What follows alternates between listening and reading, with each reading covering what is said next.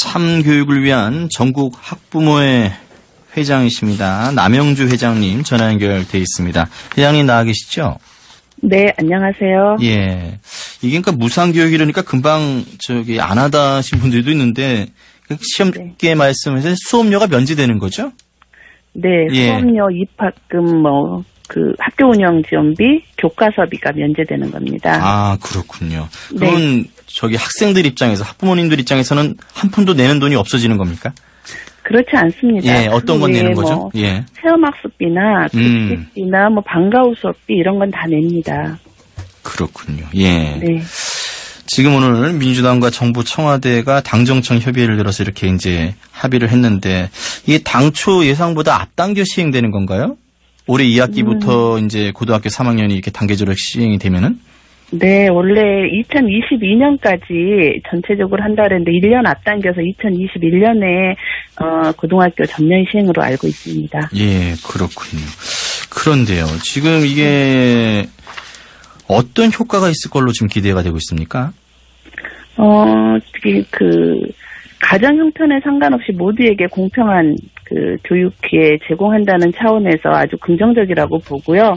예. 그러니까 기존의 자영업자나 소상공인 영세 중소기업 가구 이런 가구들은 거의 교육 혜택을 받지 못했어요. 예. 근데 이번 고교 무상교육으로 이런 가구의 교육비 부담이 경감되어서 좀 더 평등교육 실현에 한 발 더 나아가지 않았나 하는 생각이 듭니다. 평등교육 실현에 한 발 더 다가섰다. 네. 그런데 이제 계속 기자들의 보도로도 나오고 있습니다만은 가장 우려되는 게 재원이에요. 이 재원 마련은 어떻게 해야 될까요? 한 2조 정도 듭니까? 연 2조 든다고 발표를 했잖아요. 네, 이런 돈은 사실 지방교육 재정 교부금 비율을 좀 높여서 제대로 교육청에서 부담하도록 해야 되는데 지금 현재 20.46%거든요. 지방교육 재정 교부금 비율이요. 근데 저희 단체 같은 경우는 25% 정도를 요구하고 있습니다. 그래야만이 안정적으로 고교 무상교육이 실현될 거라고 보고 있습니다. 그러니까 재원 마련은 별 어려움이 없다 이렇게 판단하시는 거네요. 국가가 나서면 저는 어려움은 없다고 봅니다. 그렇죠. 또 세금은 세금이죠, 이것도.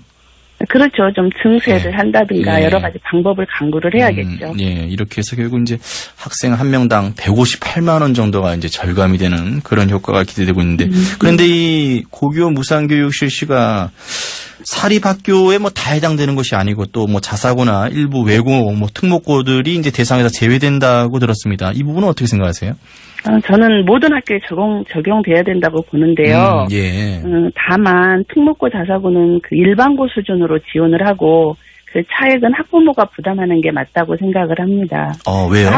학부모나 학생이 학교 선택권 행사했느냐 안 했느냐에 따라서 무상교육의 대상을 한정될 필요가 있겠느냐라는 생각이 들고요. 진정한 무상교육은 대상을 가리지 않고 모든 보편적으로 시행돼야 된다고 봅니다. 그렇군요. 이게 이제 오늘 당정청이 협의회를 열어서 이렇게 이제 확정하긴 했습니다만은 아직 여야간 논의나 이 국회 통과 과정이 남아 있는 거죠? 네, 그렇죠. 초중등 교육법이나 지방교육 재정 교부금법이 개정돼야 현실적으로 가능하고요. 그러려면 국회가 좀 법 개정에 힘을 모아야 되는데 이게 전 잘 됐으면 좋겠습니다. 어떻게 전망하세요? 잘 될까요, 이게?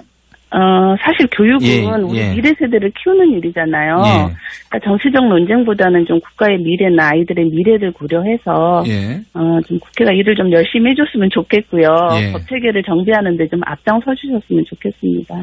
그러니까 이렇게 말씀하시는 분들도 있으시더라고요. 미래를 키우는 거고 아이들을 키우는 거 다 좋은데 꼭 이렇게 키워야 되느냐. 방법론 측면에서 이제 다르게 생각하신다. 이렇게 얘기하시는 분들도 있던데. 사실 교육은 국가 책임으로 가야 된다고 보고요. 사실 OECD 국가 중에 고교 무상교육이 안 된 나라는 우리나라밖에 없었잖아요. 근데 오늘 이렇게 발표를 함으로써 사실 그런 오명을 씻을 수 있어서 너무 좋은데 당연히 국가가 해야 된다고 생각합니다. 사실 아까도 얼핏 언급을 해 주셨습니다만은 이 고교 무상교육 말고도 과도한 사교육비 부담이 있잖아요. 학부모님들 입장에서는 부담이 또 크실 것 같은데 이런 부분도. 그렇죠. 건의하고 싶으신 게 있으시면 말씀해 주세요. 사실 교육 교육비, 사교육비까지 부담해가면서 교육에 올인하는 것은 사실 저희는 그 대학 입시 제도가 문제라고 생각을 합니다. 예. 물론 대학까지 안 와도 좋은 사회가 와야겠고요. 현실적으로 대학을 가야 된다라고 하면 대학 입시 제도를 좀 간소화시키는 거, 그리고 수능 시험 난이도를 대폭 낮추는 거, 나아가서 대학 입학 자격고사제로 좀 해서 대학 입시 제도가 바뀌면 이런 사교육비 부담이 좀 적어지지 않을까 싶습니다. 그러니까 입시 제도, 교육 제도가 많이 바뀌어야겠죠. 예, 대학 입시 제도를 또 언급하셨으니까 제가 회장님께 언뜻 또 생각이 나서 여쭤보는데 사실 뭐 옛날에 예비고사, 본고사부터 학력고사, 수능까지 많이 있지 않았습니까? 네. 그래도 어느 것이 가장 낫다? 지금까지 나온 제도 중에서 이런 거 혹시 있으세요?